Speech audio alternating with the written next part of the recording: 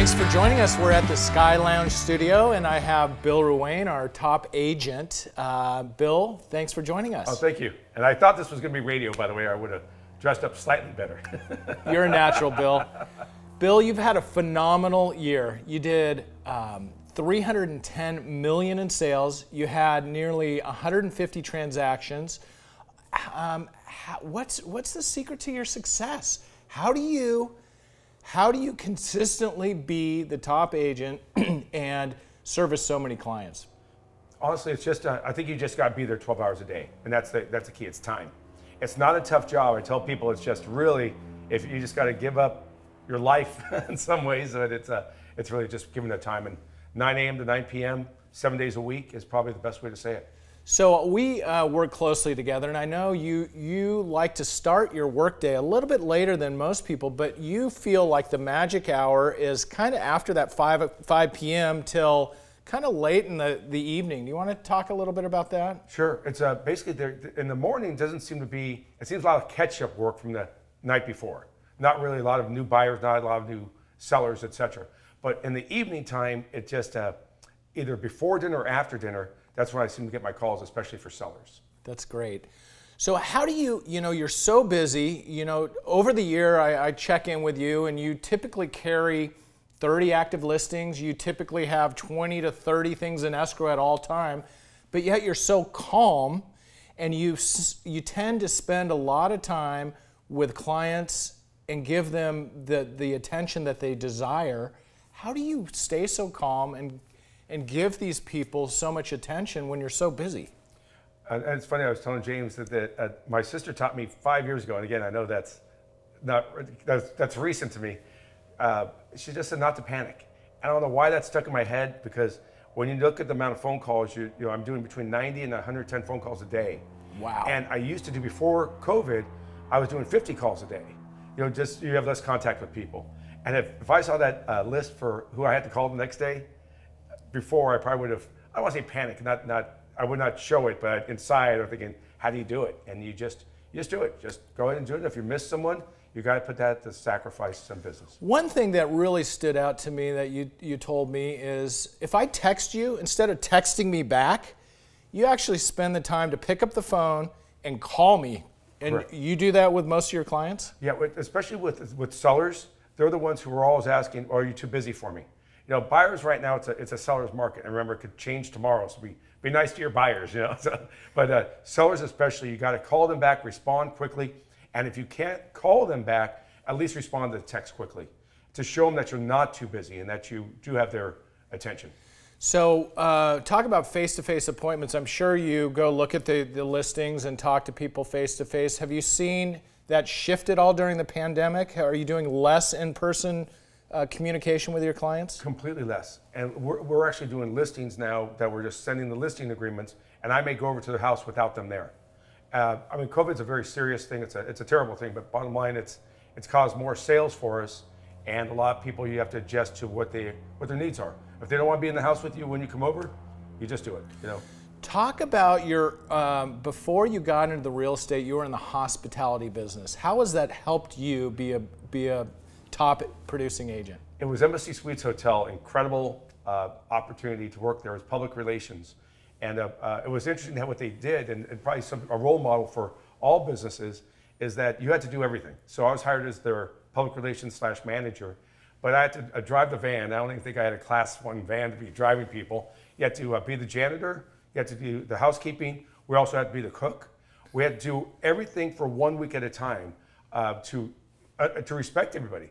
I answered phones for 2 weeks. I'm not sure what that was about, but it was interesting that was really respectful. But it was also 7 days a week, even though you got paid for 40 hours. So that made this job easy. So multitasking is an important tool. Right. And talk a little bit about your team. You are a solo agent. You don't have a lot of buyers. You don't have a buyer's agent, but you do have some office staff. Correct. Have you thought about expanding your team, and how does that work for you, and what is the structure of your team? It's really, I'm the point person. Great staff as far as like emailing, marketing, etc. They do great that part. But even with the buyers, you got to be the one talking to them, because candidly, we're a dime a dozen. There's 10,000 of us in California, probably more than that, probably 30, 40,000 in California. So you just got to pay attention to the buyers. And as far as my staff expanding them, I'm not sure if having a buyer's agent's the answer. It doesn't seem very candidly to work, because then you get a buyer's agent, they eventually just go on their own, either with your buyers or without your buyers. So that's just reality. So what percentage of your business is buy-side transactions and what are listings? I would say 50-50. And then as far as a double siding my own listings, it's probably 40-50%. Okay. So pretty much down the middle. That sounds good. You've had a phenomenal year, consistently in the top 5 internationally in the RE/MAX network. How do you challenge yourself to better yourself year after year? I know you're super competitive. You always want to win. You want to win. I know this about you, Bill. How are you going to up your game this year? I mean, those are incredible numbers to beat. Is that something you focus on when you wake up in the morning? Is like, how do I have a better year than last year? Or are you just helping your clients?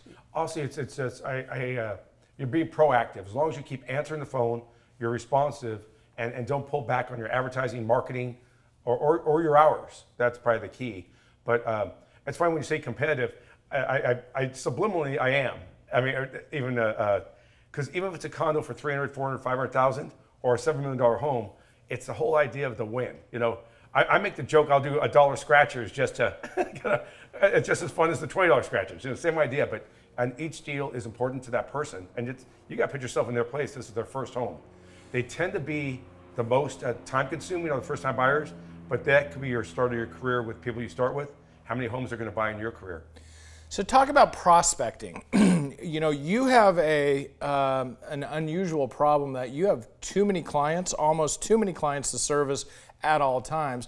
A lot of our agents out there need more business. What are you doing to drive business, and what do you do for marketing? What do you do for prospecting?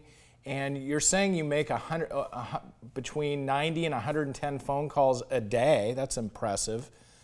Who are you calling? And how would you advise our agents to get busier? So you'll find out most agents, even yourself naturally, just tend to hang around your own age group, your own demographic, your own religious beliefs, your own interest.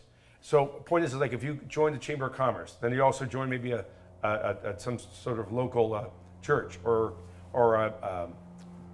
Kiwanis, Rotary, the Moose Lodge. Just join these different organizations, but be sincere about it. And also, don't just join to join. People can read that very quickly. Don't be handing out your cards. You want them to create a demand for yourself. They say, hey, I know you're a realtor, versus you having to tell them that you're a realtor. One thing that you're known for is supporting your community and really believing in your community. You were born and raised in El Segundo. You really are passionate about the community. Talk about what you do to give back. Literally, I wouldn't even know the amount of different things you give back, because it's a catch-22. Because once you give to one organization like the high school baseball team, then you got to give to the high school girls baseball team, and it's two ways to look at it. There's different people, like there's one agent who created his own foundation, so that foundation gives it. But I try to give to every team equally, and then, again, it can be difficult. So what are your goals for 2022? I think just trying to beat today's goals, or last year's goals, same idea. Well, you've had a phenomenal year. Congratulations. You're an inspiration for many. And thank you for joining us. And we wish you best of luck in 2022. But I really think the most important thing for these agents, and I was just telling James, just got solicited today by another company, I would never leave RE/MAX. The support I have, anytime I need it, is just probably I don't want to say number one reason, but it's definitely 2 and above. So, and I didn't pay you for that, so thank you. No, honestly, that's why I want to stress. That should have been at the beginning of the show to show my appreciation for you guys, because I wouldn't have these numbers. I wouldn't have the staff. I wouldn't have the statistics. Thank you, Bill. You know what I mean? We appreciate it. Absolutely. All right. Thanks for joining us, and we'll talk soon. Great. Thank you. Thanks.